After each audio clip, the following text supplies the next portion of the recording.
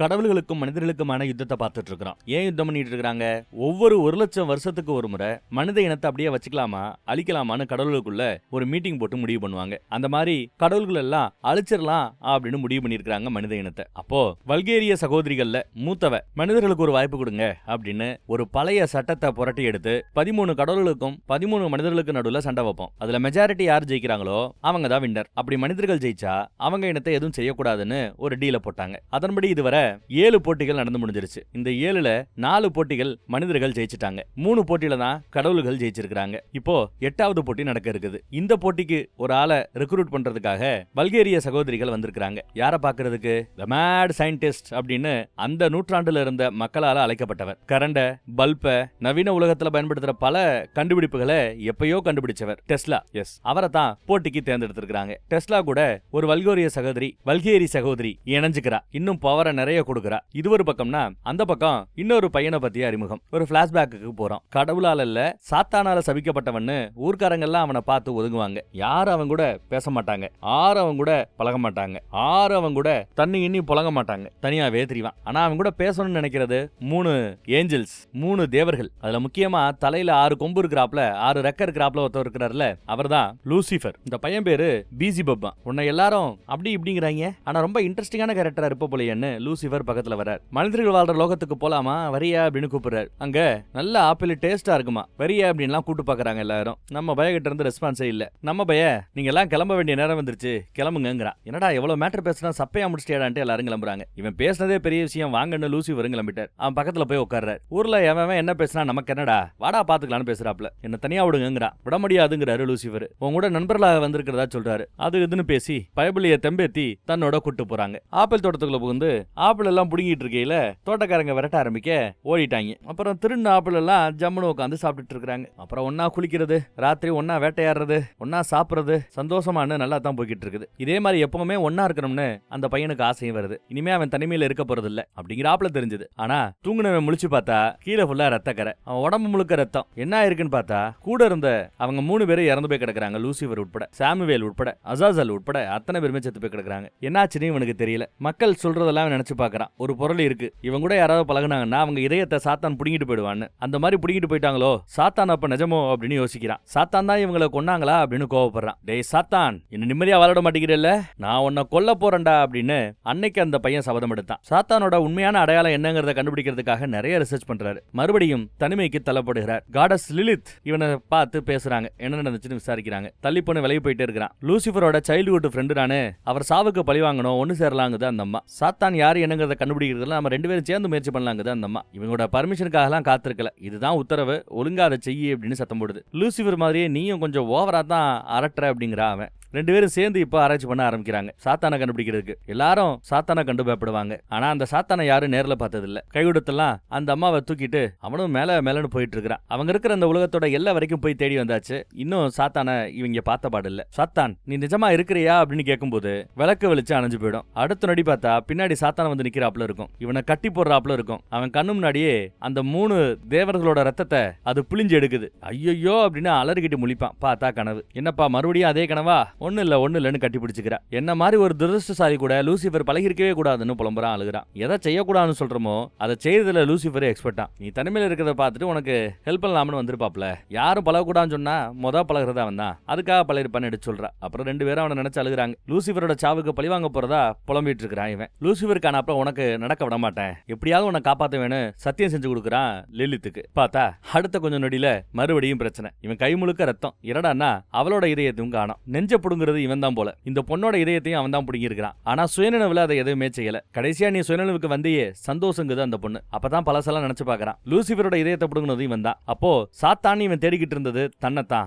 தான் சாத்தாங்கிற உண்மையை ரொம்ப லேட்டா அவர் கண்டுபிடிக்கிறார். இதெல்லாம் நடக்கணும்னு எதிர்பார்க்கலையே, என்ன மன்னிச்சிருன்னு வருத்தப்படுறான். மன்னிப்பு கேட்கறான். உன் கூட பழகின இந்த சில தருணங்கள் தான் என் வாழ்க்கையிலேயே மறக்க முடியாத சந்தோஷமான நாட்கள். நான் உன்னை காதலிக்கிறேன். நான் உன்னை காதலிக்கிறதுனாலதான் என் மரணத்தை கூட நான் சந்தோஷமா ஏத்துக்கிறேன். உன் கையால செத்ததுக்கு சந்தோஷம்னு சொல்லி அவன் என் நெஞ்ச தொட்டு என் கடைசி உத்தரவனி ஏதோ பண்ணிட்டு போயிடுச்சு, ஏதோ மேஜிக் மாதிரி ஒன்னு பண்ணிட்டு போயிடுச்சு. துடிச்சு போயிட்டா பயப்படல, நொறுங்கி போயிட்டான்னு சொல்லலாம். அந்த அம்மா தொட்டதுல அவங்க மூஞ்சில இருந்து ஒரு டாட்டோ இவனோட நெஞ்சில வந்து உட்காந்துக்குச்சு. சாக கூடாதுங்கிறதுக்காக பண்ணிச்சா என்னன்னு தெரியல. இவன் தன்னைத்தானே அழிச்சுக்க கூடாதுன்னு ஏதாவது மேஜிக் கீஜிக்கு போட்டு வச்சிருக்கா, ஒன்னும் பிடிபடல. இப்போ யுத்த காலத்துக்கு கடவுளோட சார்பா களத்துல இறங்குறது அந்த பையன் தான். தான் தான் சாத்தான்ங்கிறது தெரியாம தன்னையே தேடிக்கிட்டு இருந்தவன் சாத்தான். பூச்சிகளின் கடவுள்னு சொல்லலாம். இந்த மலேரியா, டெங்கு காய்ச்சல் இது எல்லாத்தையும் உருவாக்குறது இவர் தானா. இந்த பக்கம் மனிதர்கள் சார்பா யார் வர போறாங்கன்னு ஆங்கர் எல்லாம் ஆர்வமா பாத்துட்டு இருப்பாப்ல. பார்த்தா பயங்கரமா கரண்டா வெடிக்குது. உள்ள பார்த்தா ஏகப்பட்ட லைட். அந்த காலகட்டத்துல இதை எல்லாரும் மேஜிக்னு சொல்லிக்கிட்டு இருந்தாங்க. ஆனா இவருக்கு மேஜிக்ங்கிற வார்த்தையே பிடிக்காது. அத சயின்ஸ் அப்படின்னு இவர் கூப்பிடுவார். களத்துல வந்து நிக்கிறார். ஆனா அனௌன்ஸ் பண்றவங்க எல்லாம் இவர் ஒரு மிகப்பெரிய மந்திரவாதி தான் அனௌன்ஸ் பண்றாங்க. தலைமை அயன்மேன் மாதிரி ஏகப்பட்ட கவசத்தை போட்டுட்டு களத்துல வந்து நிக்கிறார். ஒரு ரோபோ மாதிரி வந்து நிக்கிறார். இப்ப நடக்கிற போட்டி 8வது போட்டி. வெளிச்சத்துக்கும் இருட்டுக்குமான போட்டி. நீதான் சாத்தானா, பூச்சிகளுக்கான கடவுளா, உன்னை ஆராய்ச்சி பண்ணா நிறைய மருத்துவ விஷயங்களை கண்டுபிடிக்கலாமே அப்படின்னு சயின்டிஸ்ட் மாதிரியே பேசிட்டு இருக்காரு டெஸ்லா. ஆமா, அவர் சயின்டிஸ்ட் தானே. முதல் தாக்குதல சாத்தான் தான் தொடுக்கிறார். கைத்தடியை கீழே அமுக்குனதுக்கே பூமியில விரிசல் விழுந்துருச்சு. ஜஸ்ட் மிஸ் நம்மால எஸ்கேப் ஆயிட்டாரு டெஸ்லா. நீ பண்ணது மேஜிக் இல்ல, அத சயின்ஸ்ங்கிறாரு இவர். பல கடவுள்கள் அதை பத்தி விளக்கி சொல்லிட்டு இருக்காங்க, எப்படி பூமி பிளந்துச்சுன்னு. வைப்ரேஷனை வெப்பனா பயன்படுத்துறதா போர்க்கடவுள் கூட பேசிட்டு இருக்கிறார். பக்கத்திலேயே இளையபுள்ள ஹெம்ஸ் பாடும்போது கையில இருக்கிற பாட்டில் நொறுங்கும் அந்த வேவ் லென்த்னால. டெமோ காட்டுறாரு அவரும். இவர் உருவாக்கி இருக்கிற அந்த கவசத்துக்கெல்லாம் துணையா இருக்கிறது வல்கேரி சகோதரிகள்ல ஒருத்தி. எல்லா பக்கமும் பவரை கிளப்பி ஓங்கி ஒரு குத்து குத்துறாரு. ரொம்ப பவர்ஃபுல்லா தான் இருக்கிறார். ஒவ்வொரு முறையும் சாத்தான் எஸ்கேப் ஆயிட்டே இருக்கிறான். ஜஸ்ட் மிஸ்ல. வல்கேரி சகோதரியோட சக்தி தான் இவ்வளவு பலம் பொருந்தியதாக இருக்கிறதா ஒருத்தர் பேசிட்டு இருக்கிறார். ஐசக் நியூட்டனா, இன்னும் பல பேர் பேசிட்டு இருக்காங்க. அடுத்து தாக்க போறாப்ல, அதுல இருந்து அவன் எஸ்கேப் ஆயிட்டான். இந்த தடவை இன்னும் ஃபாஸ்டா வந்து ஒரு குடு. இதை யாரும் எதிர்பார்க்கல. என்ன இருக்கு அவனுக்கு அப்படின்னு பார்த்தா ஒன்னும் ஆகல. பூமி தான் புலந்திருக்குது. கவ் மாதிரி அவர் ஷீல்ட போட்டு தடுத்துட்டாரு. இப்ப அவர் தாக்க போறார். ரெண்டு பேரும் ஒருத்தர் தாக்கிறாங்க. அவன் மந்திரத்தால, இவங்க சயின்ஸ்னால. பெரிய சண்டை. அதோட முடிவுல என்ன இருக்குன்னு பாருங்க. அவரோட கவசம் எல்லாம் கொஞ்சம் நொறுங்கி இருக்கு, பலவீனமா இருக்குது. அப்புறம் சாத்தானோட பிளாஷ்பேக், சாத்தானோட பவரை பத்தி எல்லாம் வல்கேரிய சகோதரிகள் பேசிட்டு இருக்காங்க. ரொம்ப பவர்ஃபுல்லான ஆளா, அட்டாக் டிஃபென்ஸ் ரெண்டுலயுமே பவர்ஃபுல்லான ஆளா அவர் ஓடி வந்து சூப்பரா பண்ணப்பா, எப்படிப்பா பண்ண அப்படின்னு விளக்கி சொல்ல கேட்டுக்கிட்டு இருக்கிறார். அவன் கையில இருக்கிற கம்ப தூக்கி அடுத்த வைப்ரேஷன்ல ஏதோ பண்ண போறான். வானத்தை அண்ணாந்து பார்த்து ஒரு டெமோ காட்டுறேன் அப்படின்னு ஆரம்பிக்கிறாரு. மனிதர்களோட உச்சபட்ச பவர் என்னங்கிறத காட்டுறேன்னு ஒரு பெரிய ஜெயிலையே எலக்ட்ரிக் ஜெயில உருவாக்குறார். மக்கள் எல்லாம் பார்த்து மிரண்டு போறாங்க, என்னடா அதுன்னு. ஒரு எலக்ட்ரிக் கேஜ் அது. ஆங்கர் என்ன சொல்லணும்னே தெரியல. இது பத்தாவது அதுல நம்ம டெஸ்லா வேற பறக்கிறார். இதுக்குள்ள நான் தாண்டா கடவுள், நீ இல்லடா அப்படிங்கிறாரு டெஸ்லா. ஏன்னா இது இவரோட களம் அப்படிங்கிறாரு. முழுக்க முழுக்க சயின்ஸ் தான். 1943 டெஸ்லா இறந்த பிறகு அவரோட ரிசர்ச்சிங் பேப்பர்ஸ், நிறைய பேப்பர்ஸ் அதை பத்தி விளக்கமா பேப்பர்ஸ் எதுவும் இல்லாத நிலைமையில எப்பயோ கைவிடப்பட்டதான். புவி ஈர்ப்பு விசைக்கு எதிராக கூட அவர் நிறைய விஷயங்களை கண்டுபிடிச்சிருந்தாராம். சயின்ஸ்ல பல விஷயங்களை அவரு எடுத்து சொல்றதுக்குள்ளேயே இறந்து போயிட்டாராம். இப்ப சண்டைக்காக திரும்ப கொண்டு வந்ததுனால தலைமை அதெல்லாம் தனக்கு சாதகமா பயன்படுத்தி கெத்து காட்டிக்கிட்டு இருக்கிறாரு டெஸ்லா. பயங்கரமாக வந்து அடுத்த ஒரு தாக்குதல். அடிச்ச அடியில சூறாவளி காத்த எல்லா பக்கமும் வீசும். ரொம்ப ஃபாஸ்டா இருக்கிறாரு. சாத்தானுக்கு சோடர்ல அடிபட்டு ரத்தம் தெரிக்குது. எல்லா பேருமே டெஸ்லாவோட இந்த அட்டாக்க பார்த்து மிரண்டு போயிருக்காங்க. பயங்கரமான ஸ்பீட்ல வேற இருக்கிறாரு தலைமை. இந்த தடவை அடிச்சதுல கண்ணத்துல ரத்தம் வருது. அடுத்து அட்டாக் பண்றதுக்கு வானத்துல பரப்பார் பாருங்க, நீ ரொம்ப படுத்துறடான்னு இவர் குத்துறதுக்கு தயாராயிட்டார். இனிமே ஜெட் ஸ்பீட்ல கரைய சொல்லி மொத்தத்தையும் இந்த ஒரே வீடியோல முடிக்க பாக்குறேன், இன்க்ளூடிங் கிளைமேக்ஸோட. இந்த 3வது சீசனையே முடிக்க பாக்குறேன். பயங்கரமா தாக்க ஆரம்பிக்கிறார் அவரு. நம்மால எஸ்கேப் ஆயிட்டே இருக்கிறாப்ல டெஸ்லா. சூறாவளி மாதிரி சொண்ட வந்து அடிக்கிறாரு. அவரோட கவசம் நொறுங்கி ஆளு 20 அடி பின்னாடி போய் விழுகிறார். டெஸ்லாவோட பவர் பயங்கரமா இருக்குது. முஞ்சிலெல்லாம் ரத்தம் ஒழுகுது. கடவுள்கள் எல்லாம் ஒரே அசிங்கமா போச்சுக்குமாருங்கிறாப்ல தலையை தொங்க போட்டுட்டு இருக்காங்க. படு வேகமா எப்படி வந்தாலும் சாத்தான் அதை ரொம்ப கவனமா கவனிச்சிட்டு இருக்கிறார். அவனோட ஒவ்வொரு மூவையும் அடிக்க வரும்போது இந்த தடவை கொஞ்சம் விலகிக்கிட்டு பின்னாடி இருந்து அடிக்க போகையில அதுக்குள்ள மறுபடியும் ஒரு தாக்கிட்டாரு டெஸ்லா. ஒரே புகமூட்டமா இருக்குது. அப்புறம் என்னாச்சுன்னு பார்த்தா அந்த அட்டாக்க பிளாக் பண்ணி இருக்கிறான் சாத்தான். இப்போ பவர்ஃபுல்லான ஒரு தாக்குதலுக்கு தயாராயிட்டார். என்னாச்சு அப்படின்னு பார்த்தா முன்னாடி இருந்தவர் மறைஞ்சு பின்னாடி வந்து ஓங்கி ஒரு அடிக்க போறார். டெஸ்லா இறந்த பிறகு அவர் எழுதின சில விஷயங்களை அடுத்தடுத்த காலகட்டத்தில் நிறைய பேர் அதை ஆராய்ச்சி பண்ண ஆரம்பிக்கிறாங்க. டெஸ்லா காயில்னு ஏதோ கண்டுபிடிச்சாங்களா, வோல்டேஜ், கரண்ட், இப்படி பல விஷயங்களை அங்க இருந்து அப்கிரேட் பண்றாங்க. கப்பல்கள் அதை பயன்படுத்த ஆரம்பிக்கிறாங்க. ஒரு கட்டத்துல அந்த ஆப்ஜெக்ட், அந்த கப்பலே காணாம போயிடுது. காணாம போன அந்த கப்பல் 363 கிலோமீட்டர் தூரத்துல வேற ஒரு இடத்துல வந்து லேண்ட் ஆகுது. சோ கரண்ட் மூலமா ஒரு ஆப்ஜெக்ட ஒரு இடத்துல இருந்து இன்னொரு இடத்துக்கு நகர்த்த முடியுங்கிற உண்மையை பின்னாடி மனிதர்கள் கண்டுபிடிக்கிறாங்களா. ஒரு மேஜிக் மாதிரி காணாம போன ஒண்ணு திரும்ப வந்ததா சொல்றாங்க. அது ரொம்ப டாப் சீக்கிரட்டா மனிதர்கள் மெயின்டைன் பண்றாங்க கவர்மெண்ட். அதை அடுத்து சில பேர் மேல பயன்படுத்தி இருக்காங்க. நிறைய பக்கவியல் ஏற்பட்டிருக்கு. அதை அப்புறம் அப்படியே எடுத்து மூடிட்டாங்க. அந்த டெக்னிக்கை தான் டெலிபோர்டேஷன் அப்படின்னு அதோட பேரு. டெலிபோர்ட் ஆகி போறது. அந்த டெக்னிக்கை பயன்படுத்தி பின்னாடி வந்து ஓங்கி ஒரு இடி, சட்டையெல்லாம் கலண்டு தரையில விழுந்து பெரிய பள்ளமாய் போய் கிடக்குறான். சாத்தானுக்கு சரியான அடி. சாத்தானோட நெஞ்சில இன்னும் அந்த டாட்டோ இருக்கிறத கவனிக்கலாம். ஒரு அம்மா போட்டு போச்சுல அது. டெஸ்லா ஒரு இடத்துல இருந்து இன்னொரு இடத்துக்கு டெலிபோர்ட் ஆனதை பத்தி மத்த கடவுள்கள் எல்லாம் ஆச்சரியமா பார்த்துட்டு இருக்காங்க. இருக்காங்க. கடவுள் எல்லாம் நொந்து போயிருக்காங்க. உன்னோட இந்த டெக்னிக்ல 3 பலவீனம் இருக்குன்றாரு. ஒன்னு டைம் எடுத்துக்கிறாரு, அவரு சார்ஜ் ஏத்துக்கிறதுக்கு டைம் எடுத்துக்கிறாரு. நான் எந்த இடத்துல இருக்கணுங்கிறத வெயிட் பண்ணி நீ டிசைட் பண்ணிட்டு அப்புறம் அட்டாக் பண்ண வர. சோ நான் இருக்கிற இடம் முக்கியம். அப்புறம் 3வது உங்க கையில இருக்கிற அந்த மெஷின் உடஞ்சு போனதையும் நான் கவனிச்சதா சொல்றாரு. இந்த 3 பலவீனத்தையும் அவர் கரெக்டா கண்டுபிடிச்சு சொல்றாப்ல. இவரு எதை முக்கியமா வச்சு இந்த ஆட்டமெல்லாம் ஆடுறாருன்னா கரண்ட்டை வச்சு. கரண்ட்டை கண்ணால பார்க்க முடியாது. எலக்ட்ரான் நியூட்ரான்ஸ்களோட ஆட்டம் அதை பத்தி எல்லாம் சாத்தான் ஏதோ எடுத்து சொல்றாரு. இவன் சயின்ஸ்ங்கிறதுனால அநியாயத்துக்கு லெக்சர் எடுத்துக்கிட்டே இருக்கிறாரு டெஸ்லா. ஏற்கனவே சார்ஜ் இருக்கிறத வச்சு இதே மாதிரி அட்டாக்க அடுத்து 2 தடவை என்னால அட்டாக் பண்ண முடியுங்கிற டெஸ்லா. எதுக்கு அவன் பலவீனத்தெல்லாம் அசால்ட்டா ஓப்பனா சொல்ற அப்படின்னு கேட்க, எதையும் நான் மறைக்க மாட்டேன், அஸ் சயின்டிஸ்டா எல்லாத்தையும் ஓப்பனா வச்சுக்கிற ஓப்பன் புக் நானு அப்படிங்கிறாப்ல. நம்மால எந்திரிக்கும் போது ரத்த வாந்தி வருது. யாருக்கு? சாத்தானுக்கு. பிளாஷ்பேக்கு போறோம். பாதாள கடவுள் ஹேட்ஸ் கிட்ட சாத்தான் அன்னைக்கு வந்து பேசினதை நினைவு பார்க்கறான். வாயா ஒத்தைக்கு வாயான்னு தன் திறமையை காட்டுறதுக்காக பாதாள கடவுளோட சண்டைக்கு வந்தவன். உன் சவாலை ஏத்துக்கிறேன் வான்னு பாதாள கடவுள் ஹேட்ஸும் சாத்தானும் சண்டை போட்டுக்கிறாங்க. அந்த பிளாஷ்பேக் சண்டையில இவன் நல்லா அடி வாங்குவான். சாத்தான் தெரியுது, என்னால உன்னை ஜெயிக்க முடியாதுன்னு தெரியுது, சாக வேண்டிய நேரம் வந்துருச்சு, நான் சாக தயாருங்கிறாப்ல. தன் மரணத்துக்காக காத்துட்டு இருந்திருக்கிறாரு. அவன் சாக நினைச்சா கூட அவனால சாக முடியாது. ஏன்னா அவன் நெஞ்சில் இருக்கிற டாட்டோ அப்படி. ஒரு அம்மா கொடுத்துட்டு போச்சுல அந்த டாட்டோ. அவனே சாக நினைச்சாலும் சாக விட மாட்டேங்குது. அவ கொடுத்த இது வரம் இல்ல சாபம், இதுல இருந்து முக்தி கொடுங்கன்னு கேட்கிறான். பாரு, உனக்கும் லலித்துக்கு என்ன ஆச்சுலாம் எனக்கு தெரியாது, ஆனா கண்டிப்பா இது ஒரு சாபம் கிடையாது, இது ஒரு வரம் தான் அப்படிங்கிறாரு பாதாள கடவுள். நீ நல்லபடியா பலகால வாழணும்னு அவன் நினைச்சிருக்கிறா. அதனாலதான் உனக்கு இந்த டாட்டூவை கொடுத்துட்டு போயிருக்கிறா. நினைச்சு பார் அப்படின்னு சொன்னதும் இவனு நினைச்சு பாக்குறான். மறுபடியும் திறமையோட சக்தியை வளர்த்துக்கிட்டு என் கூட சண்டைக்கு வேணா காத்திருக்கிறேன்னு சொல்லிட்டு ஒன்னும் பண்ணாம பாதாள கடவுள் ஹேட்ஸ் போயிட்டாப்ல.